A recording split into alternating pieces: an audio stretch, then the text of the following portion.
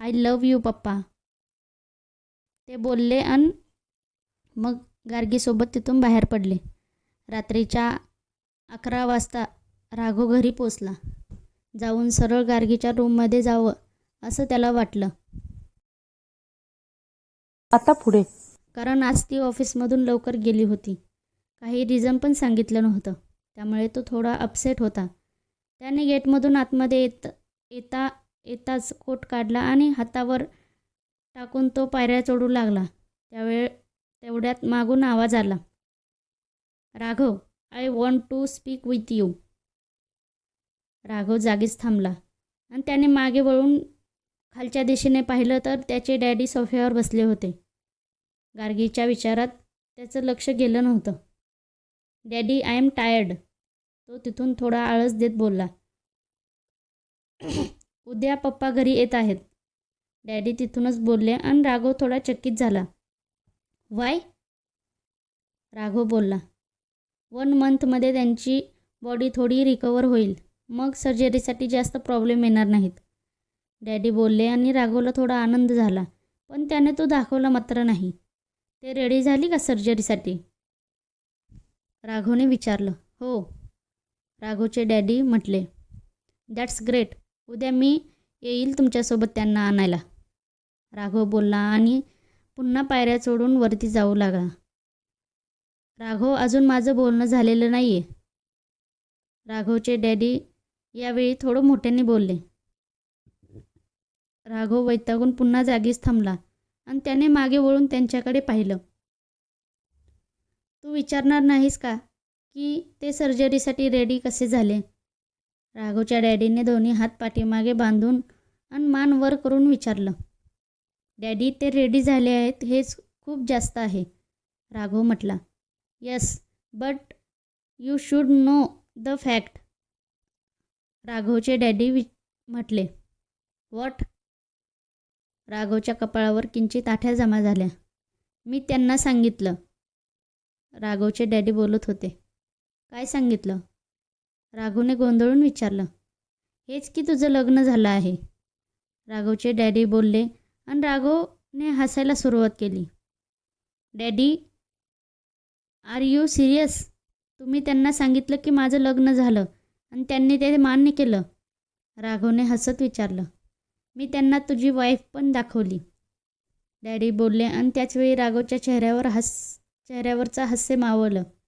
Daddy, don't tell me that की तुम्ही कोणीतरी नकली मुलगी आणून तिला माझी वाईफ बनवून दाखवलं. कम ऑन डॅडी, राघव आता वैतागला होता.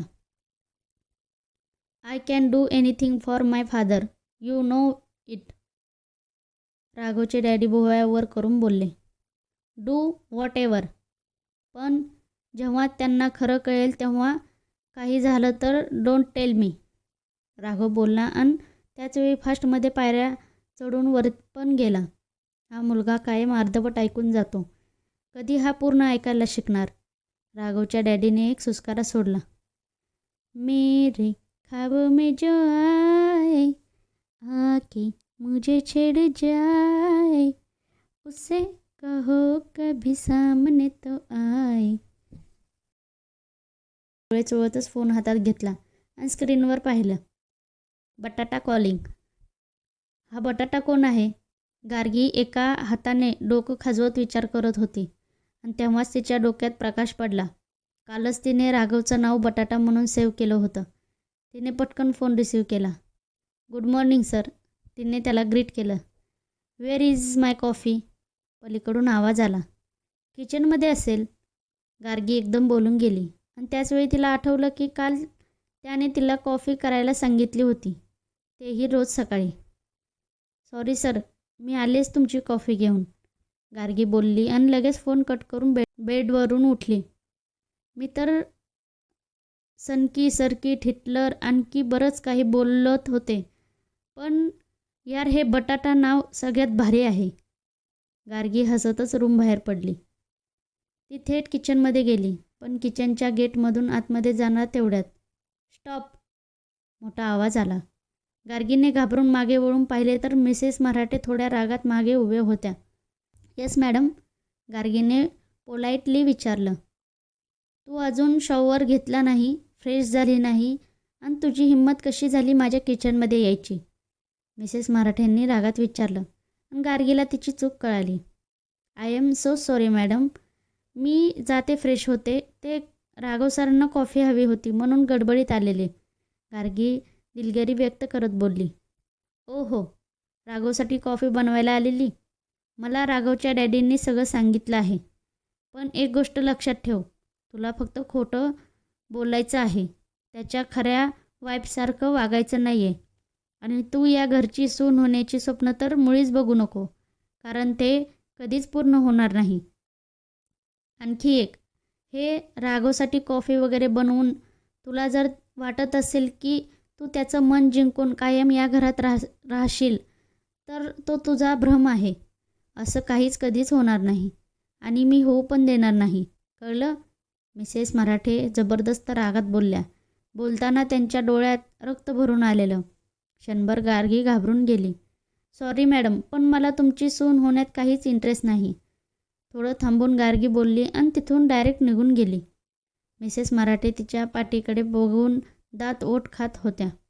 स्टुपिड गर्ल, माझी सून होण्याची स्वप्न बाळगते आणि वरून असं दाखवते जणू हिचा काही उद्देश नाही. पण मी पण कमी नाही. तू इथं कशी राहते ते बघतेच मी. मिसेस मराठे रागारागात बडबडल्या आणि पाय आपटत त्यांच्या रूमकडे गेल्या. गार्गीने पटकन तिचं आवरलं आणि पुन्हा किचनमध्ये गेली. खडूस कुठला, इतक्या लवकर कॉफी कशाला हवी असते? पण आज पण लेट झाला. शिट, काल लेट झाला तर ही पनिशमेंट दिली. आज काय होईल? गार्गी कॉफी बनवता बनवता विचार करत होती. मनातून थोडी घाबरलेली होती, पण तिथून कुठे जाऊ पण शकत नव्हती, कारण इथं नाही तर ऑफिसमध्ये याला फेस करावं लागलंच असतं. गार्गीने कॉफी मगमध्ये गाळली आणि ट्रेमध्ये ठेवून दिली. हे बप्पा, बस आता. त्यांचा मूड खूप छान असावा, एवढा की त्यांनी थोडं पण माझ्यावर रागवू नये. प्लीज बाप्पा. तिने हात जोडून मनातच प्रार्थना केली आणि मग ट्रे घेऊन जाऊ लागली. मॅडम, ही कॉफी? किचनमधून आतमध्ये येणाऱ्या शेफने गार्गीला विचारलं. राघव सर, तिने हसून उत्तर दिलं. समोरच्या शेफचे डोळे थोडे विस्फारले. साहेब आता जिममध्ये असतील आणि त्यांना सकाळी ज्यूस हवा असतो, कॉफी नाही, तो शेफ बोलला. आणि आता गार्गी गोंधळली. आता काय करायचं? काल तर त्यांनी सांगितलं कॉफी हवी, सकाळी पण फोन करून बोलले, आणि आता हा तर बोलतोय ज्यूस. काय करावं? भैया, तुम्ही ज्यूस घेऊन या, मी कॉफी घेऊन जाते, ती विचार करत बोलली आणि तिथून बाहेर पडली. इकडे शेफने तिच्याकडे डोक्याला खाजवत पाहिलं आणि नकारार्थी मान हलवत तो किचनमध्ये गेला. गार्गीने जिम कुठं आहे ते पाहिलं होतं. राघवच्या रूमला लागूनच मोठा काचेचा हॉल होता, त्यातच जिम होती. ती तिथं जाऊन उभी राहिली आणि काचेतून आतमध्ये बघू लागली. राघव एके ठिकाणी पुशअप करत होता. यावेळी त्याने फक्त पॅन्ट घातली होती, शर्ट नव्हता. त्याच्या शरीरावर घाम जमा झालेला आणि लाईटमध्ये त्याचं शरीर चमकत होतं. त्याची बॉडी एकदम परफेक्ट होती. क्षणभर ती त्याला तसंच बघत उभी राहिली. थोड्या वेळाने त्याचा फोन वाजला. तसं तो थांबला आणि उठून चेअरवर बसला. ती पण भानावर आली आणि मग तिने दरवाजावर ठकठक केली. कम इन, त्याचा आवाज आला. ती मान खाली घालून आतमध्ये गेली.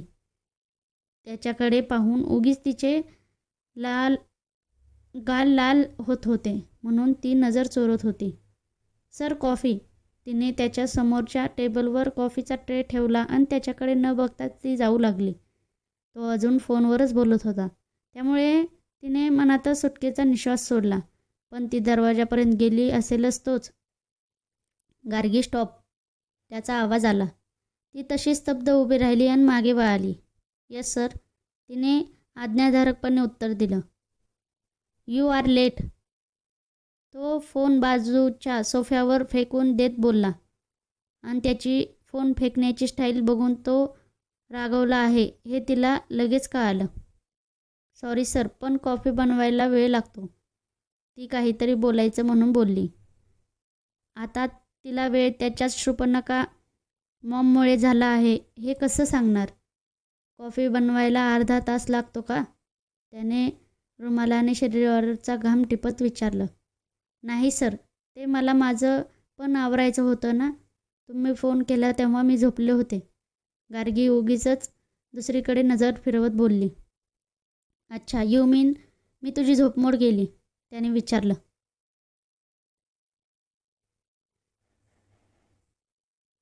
करून सवरून साधू बनतोय. गार्गीने त्याच्याकडे पाहिलं. तो अजूनही तसाच उघडा सोफ्यावर बसला होता. तिने लगेच नजर खाली केली, कारण त्याला तसं बघून उगीच विचार भरकटत होते. मला तसं बोलायचं नव्हतं. ते मी. गार्गीला शब्द सापडत नव्हते. Fine, come here, help me. तो उठत बोलला. तिने चमकून त्याच्याकडे पाहिलं. आता याला कशासाठी हेल्प हवी? ती तशीच तिथं गोंधळून उभी राहिली.